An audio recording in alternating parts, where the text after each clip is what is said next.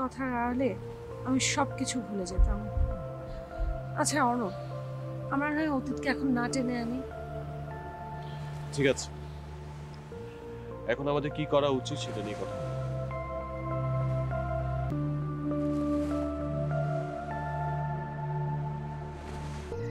আমি ভাবতে পারছি না রাহাত সাহেব, আপনি এতটা বোকামি কি করে করলেন?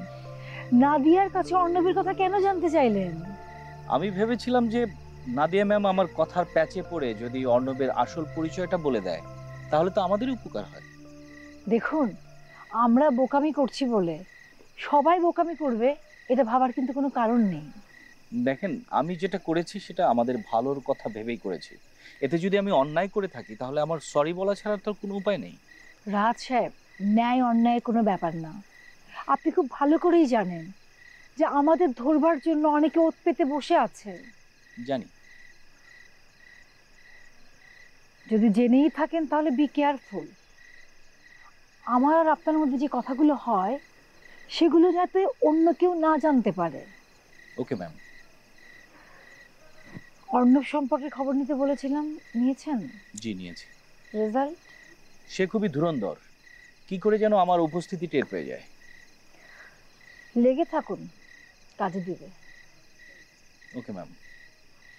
আমাকে কি আর কিছু বলবার আছে? না, আর কিছু বলার নেই। তাহলে উঠি। জি please, good night. Good night.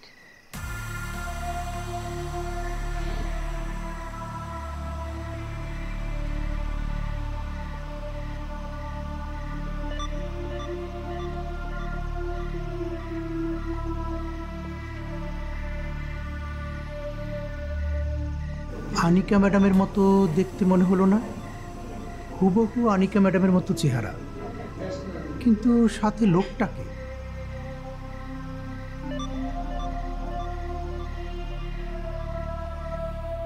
রজব সাহেব আমাকে কি বললো জানো? কি বলেছে? সে আর তার ওয়াইফ নাকি আনিকা ম্যাডামের মতো হুবহু এক মহিলাকে অচেনা এক ছেলের সাথে হেঁটে যেতে দেখেছে। কি বলছো ভাই এসব তুমি? কখন? কিছুক্ষণ আগে। তারপর? রজব সাহেব মহিলাকে দেখে কিছু একটা জিজ্ঞেস করতে চেয়েছিল, কিন্তু মহিলা কি মনে করে এটা ভেবে আর কিছু বলেনি। কিন্তু আমার যতদূর মনে হয় পৃথিবীতে একজন মানুষ অন্য একজনের মানুষের মতো হুবহু হতেই পারে না, কিছু না কিছু পরিবর্তন তার ভিতর থাকেই থাকে।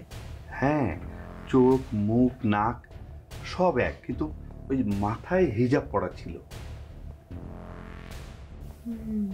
আচ্ছা, ওই মহিলা এখানে উঠেছে কোথায়? সেটা সে জানে না, জানার চেষ্টাও করেনি। আচ্ছা, এটা আনিকা ম্যাডামের কোনো চালাকি নয় তো? ছি, বেঁচেই নেই, সে চালাকি করবে কি করে? কি যে বলো না। রজব সাহেবের সব কথা আমি বিশ্বাস করি না, সে আবার সবকিছু একটু বাড়িয়ে বাড়িয়ে বলে তো। ঠিক বলেছ। আচ্ছা ভাইয়া, সাহিল সাহেব কি এই সমস্ত কিছু কি জানেন উনি? রজব সাহেব তাকে কিছু বলেছে কিনা সেটা বলতে পারবো না। আচ্ছা, এই ব্যাপারটা ওনাকে সমস্তটা জানানো উচিত না?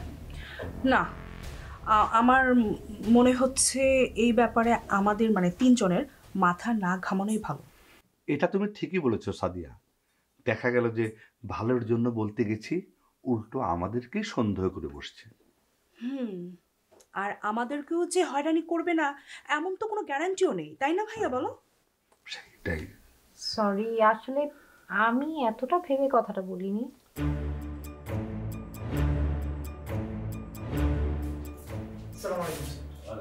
একটা কথা বলতে পারি? স্যার, আপনার স্ত্রী কি সত্যি নিখোঁজ? মানে কি? না মানে এইমাত্র তাকে হেঁটে যেতে দেখলাম তো, এই জন্য বলছি। আপনি সত্যি আনিকাকে হেঁটে যেতে দেখেছেন? কখন, কোথায়? এইমাত্র স্যার, ওইদিকে হেঁটে গেল, 2 মিনিটও হয়নি।